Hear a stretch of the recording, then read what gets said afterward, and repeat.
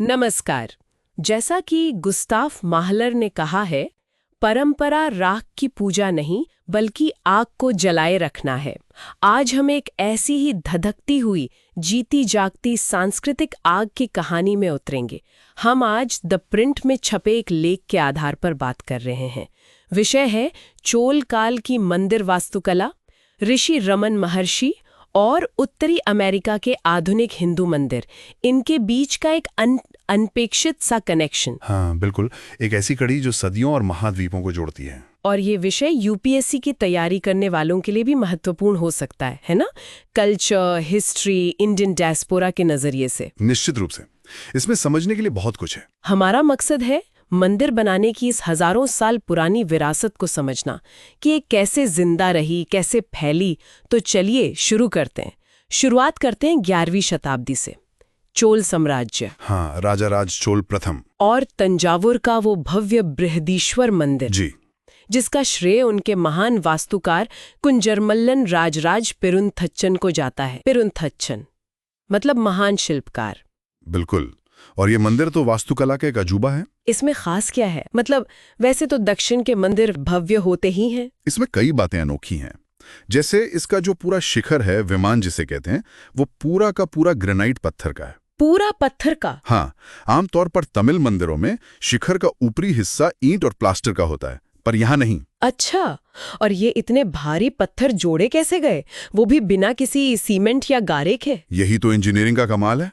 Interlocking तकनीक से पत्थर एक दूसरे में फंसे हुए हैं। इंटरलॉकिंग? जी। और ये विमान अंदर से खोखला है, नींव भी बहुत गहरी नहीं है। नींव गहरी नहीं है इतने बड़े स्ट्रक्चर की? नहीं, कहते हैं रेत और ढीले पत्थरों पर टिकाया ताकि भूकंप आए तो ये थोड़ा हिल सके, गिरे नहीं। वाह। और शिखर पर जो 86 टन का पत्थर है, स्तूपी, वो भी कई हिस्सों को जोड़कर बना है। और कहते हैं कि दोपहर में विमान की छाया जमीन पर नहीं पड़ती। अविश्वसनीय। अच्छा, अब कहानी में लगभग 900 साल आगे चलते हैं, 20वीं सदी। हाँ, तिरुवन्नामलाई, रमन महर्षि का आश्रम। वहां के प्रबंधक थे चिन्ना स्वामी। वो महर्षि की मां अजगम्मल, उनकी समाधि पर एक पारंपरिक मंदिर बनाना चाहते थे। जी, पर आश्रम के पास उतने पैसे नहीं थे। और यहीं पर किस्मत कह लीजिए एक मोड़ आता है। हाँ, चिन्ना स्वामी की मुलाकात ट्रेन में होती है महिलवनम स्थपति से। स्थपति यानी पारंपरिक मंदिर निर्माता और वास्तुकार। बिल्कुल, जो प्राचीन शिल्प शास्त्रों में माहिर होते हैं। और कमाल की बात यह कि महिलवनम स्थपति उसी महान पेरुंतच्चन के 35वें वंशज थे। क्या कह रहे हैं? 35th वंशज?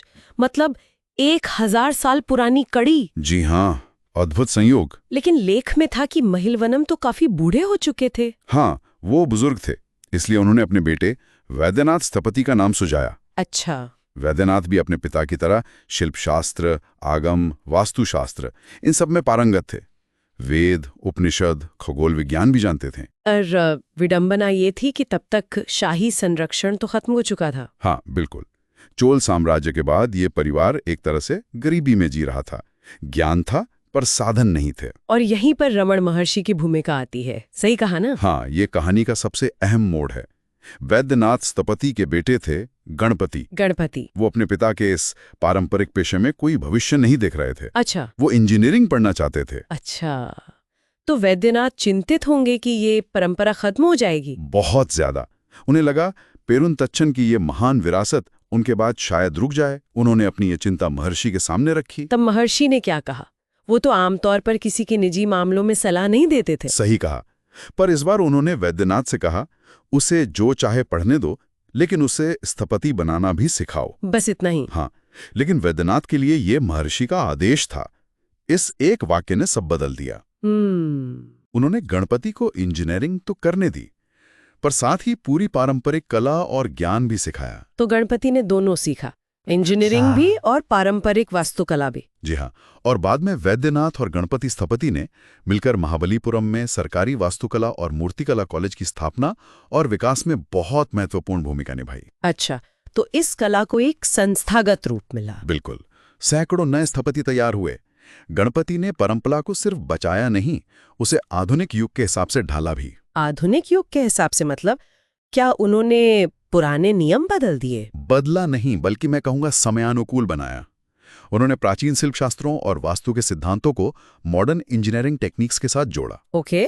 अलग अलग देशों की जलवायु, जैसे कहीं बहुत ठंड है, कहीं गर्मी, वहाँ के लोकल बिल्डिंग कोड्स, इन सबको ध्यान में रखकर डिजाइन तैयार किए। तो उन्होंने अमेरिका, ब्रिटेन, कनाडा, सिंगापुर जैसी जगहों पर मंदिर बनाए? हाँ बिल्कुल।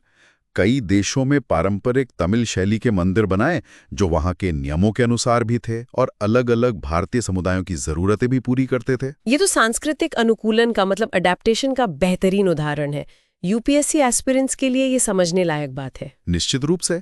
कन्याकुमारी में जो विशाल तिरुवल्लुवर प्रतिमा है वो भी उन्हीं की देन है। अच्छा। तो आप देखिए, पेरुंथच्चन से शुरू हुई एक परंपरा रमण महर्षि के एक छोटे से हस्तक्षेप से बची और गणपति स्थपति के जरिए पूरी दुनिया में फैल गई। ये वाकई सोचने वाली बात है। हम अक्सर राजाओं की जीत और उनके साम्राज्यों को याद करते हैं, पर शायद कला और ज्ञान की परंपराओं का इस तरह जिंदा रहना, बदल जाना और फैल जाना 1000 साल बाद ज्यादा प्रभावशाली लगता है ना? बिल्कुल। ये कहानी हमें कल्चरल कंटिन्यूटी, अडैप्टेशन और गुरु शिष्य परंपरा से ज्ञान के ट्रांसफर के बारे में बहुत कुछ सिखाती है। जब पसंद आई हो तो इसे लाइक करें, सब्सक्राइब करें। और अगर आपके कोई सवाल या विचार है, खासकर अगर आप यूपीएससी की तैयारी कर रहे हैं, तो संस्कृति या इतिहास से जुड़े कोई सवाल हो तो नीचे कमेंट्स में जरूर लिखें। अगली बार फिर मिलेंगे एक नए विषय के साथ।